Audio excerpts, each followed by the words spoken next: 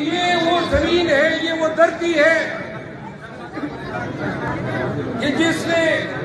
अली अमीन को पैदा किया, जिसने असद कैसर को पैदा किया, जिसने जुनैद अकबर को पैदा किया,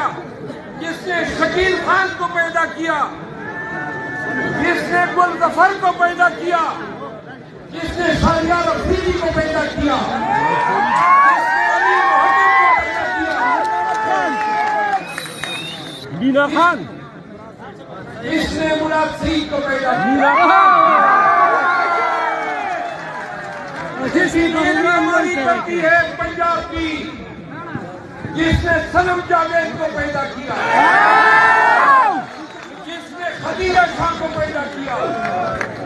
जिसने यासीन राशिद को पैदा किया, जिसने इमरान रियाज को पैदा किया, जिसने इजाज चौधरी को पैदा किया, शरीफ, जिसने असद शरीफ शहीद को पैदा किया, जिसने मरवत शरीफ को पैदा किया,